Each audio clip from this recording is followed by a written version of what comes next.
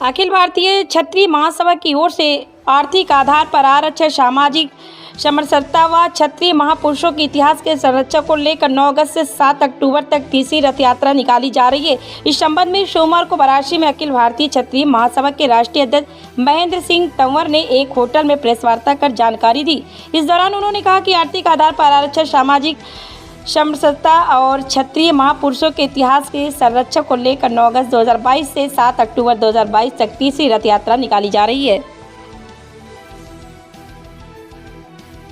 आपका परिचय क्या है? मैं डिम्पल राणा अखिल भारतीय क्षत्रिय महासभा पंजाब का सेवादार हूँ, जो हमारे माननीय राष्ट्रीय अध्यक्ष महेंद्र सिंह तंवर जी की अध्यक्षता में राष्ट्रव्यापी रथ यात्रा आर्थिक आधार पर आरक्षण को लागू करवाने के लिए जम्मू से 9 अगस्त से शुरू हुई है। उसका आज वाराणसी में जो यहाँ पहुँची है, मैं पहले तो आप सभी पत्रकार बंधुओं का धन्यवाद करता हूँ कि आप हमारी जो बात है लोगों तक पहुँचाने के लिए बहुत बड़ा आपका अहम रोल है। और जैसे कि हमारे आदरणीय अध्यक्ष जी ने बताया, अभी जिस दिन से यात्रा शुरू हुई है, समाज के सभी वर्ग के लोग, चाहे वो SC भाई हों, चाहे ब्राह्मण हो, चाहे क्षत्रिय हो, चाहे जाट हो, सब वर्ग के लोगों ने इस यात्रा में तन मन धन से सहयोग दिया है। और आज जो समय की मांग है कि आज जो हमारी युवा पीढ़ी है, जो बच्चे बच्चियां पढ़ लिख के जिनको दाखिले नहीं मिल रहे, जिनको नौकरियां नहीं मिल रही है, बहुत बड़ा जो आज के टाइम में हिंदुस्तान में एक एटम बम बना हुआ है, उसकी जो आवाज़ है महेंद्र सिंह तंवर जी और इनके जो साथी हैं, जो 50 दिन से पूरे देश का भ्रमण कर रहे हैं। और मैं माननीय प्रधानमंत्री मोदी जी और राष्ट्रपति जी से जो 7 अक्टूबर को हमारी यात्रा की जो दिल्ली में समाप्ति है, उसमें मांग पत्र भी देंगे। और जब हिंदुस्तान जो कि एक सोने की चिड़िया कहा जाता है, जिसमें सभी जाति सभी धर्मों के लोग रहते हैं, और जब से देश आज़ाद हुआ है, किसी भी वर्ग के जो लोग हैं, जो समाज के लोग हैं, उनका बराबर का योगदान है। तो फिर जो जात पात के बंदरों में हम डाल के जो है अपने देश को आर्थिक आधार पे कमज़ोर कर रहे हैं। जब कभी कोई साथी बीमार होता है, जब उसको ब्लड चढ़ता है, तो क्या कोई डॉक्टर पूछता है भी तुम किस जात से हो, किस धर्म से हो? फिर हम क्यों ये देश को कमज़ोर करने वाली बातें हैं जो कर रहे हैं। इसलिए हमारी जो सभा है, माननीय महेंद्र सिंह तंवर जी और इनके जो साथी हैं, इनके माध्यम से माननीय मोदी साहब और राष्ट्रपति जी से विनती करेंगे भी जो हिंदुस्तान में है, आर्थिक तौर पर बच्चों को आरक्षण लागू हो, चाहे नौकरियां, चाहे पढ़ाई है, ताकि जो चाहे वो SC वर्ग से हैं, चाहे ब्राह्मण है, चाहे समाज के किसी वर्ग का जो आर्थिक तौर पे कमज़ोर है, उसको इस आरक्षण का लाभ मिलना चाहिए। भारतीय क्षत्रिय महासभा का जो तीसरा रथ यात्रा निकला हुआ है, ये कितने दिनों से जो है आप लोग निकाले हुए हैं?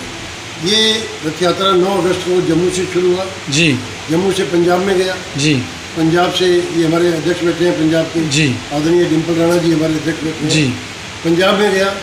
पंजाब के बाद ये हिमाचल गया, हिमाचल से उत्तराखंड, उत्तराखंड से चंडीगढ़, वेस्टर्न उत्तर प्रदेश, हरियाणा, हरियाणा से मध्य प्रदेश, मध्य प्रदेश से छत्तीसगढ़, नहीं महाराष्ट्र, मध्य प्रदेश से महाराष्ट्र, महाराष्ट्र से छत्तीसगढ़, बंगाल, उड़ीसा, झारखंड, बिहार होते हुए ये अब गोरखपुर के रास्ते से अभी हम यहाँ पर ये वाराणसी में आए हैं। और इसके पहले चरण का जो समापन है वो 7 अक्टूबर को दिल्ली में जंतर मंतर में होगा। अब ये मैंने कहा ना तीसरी है। इससे पहले 2 रथ यात्राएँ, राष्ट्रव्यापी रथ यात्राएँ हम निकाल चुके हैं पूरे देश में। 2010 में 5 महीने की, 2017 में 3 महीने की, 8 महीने की 2 राष्ट्रव्यापी रथ यात्राएँ, 70,000 किलोमीटर का सफ़र। उसका रिजल्ट ये हुआ कि 2017 की रथ यात्रा के बाद केंद्रीय सरकार ने संविधान में संशोधन करके कानून बनाकर 10% आरक्षण आर्थिक आधार पर दिया। लेकिन हमारी तो सतत मांग ये है कि जातिगत आरक्षण पूर्णतः समाप्त होना चाहिए। ये तो केवल ऊँट के मुँह में जीरे के समान है। ये जो आरक्षण है कैंसर से भी बड़ी भयानक बीमारी है। और इस रथ यात्रा में मैं आपको कहता हूँ सभी जातियाँ हमारे साथ हैं और किसी जाति का नहीं है, ना राजपूत का है, ना ब्राह्मण का है, ना बकरवाल का है, सभी जातियों के लोग। हम जानकारी आपसे चाहते हैं कि जो केंद्र और प्रदेश सरकार आरक्षण लागू किया है, इससे आप संतुष्ट नहीं हैं? बिल्कुल नहीं है। क्या मांग है आपकी? मांग क्या है? ये जीरे के समान है। जी। ये ऊँट के मुँह जीरे के समान है। आज इस 10% आरक्षण से के बावजूद लाखों लाखों रोजगार जो है उनका कैरियर समाप्त हो रहा है। हम ही 10 दिन पहले अकोला में थे, महाराष्ट्र में। अकोला में एक शानदार बेचारी बच्ची हमारी 450 से ऊपर उसके नंबर आए, उसका एडमिशन नहीं हुआ, घर आके खुदकशी कर ली उसने।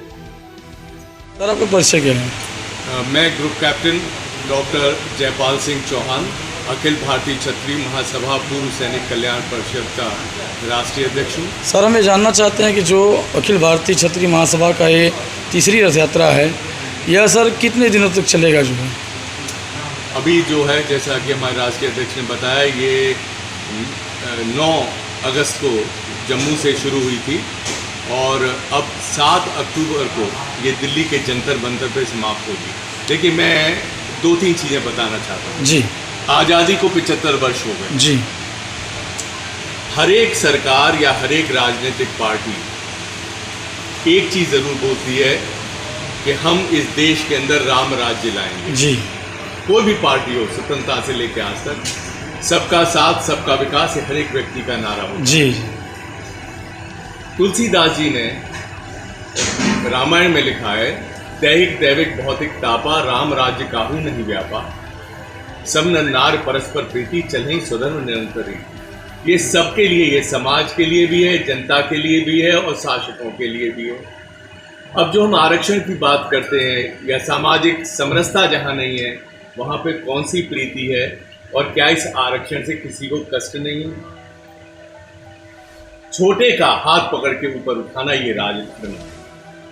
लेकिन राजधर्म ऐसा होना चाहिए जिसके अंतर्गत किसी को कष्ट ना होना। ये चाहिए था कि बड़े बड़े अच्छे विश्व स्तरीय स्कूल कॉलेजेस बनाए जाते, जहाँ पर क्लास A सर्विसेज से अच्छी जो थी वहाँ की टीचरों की तनख्वाह होनी चाहिए थी।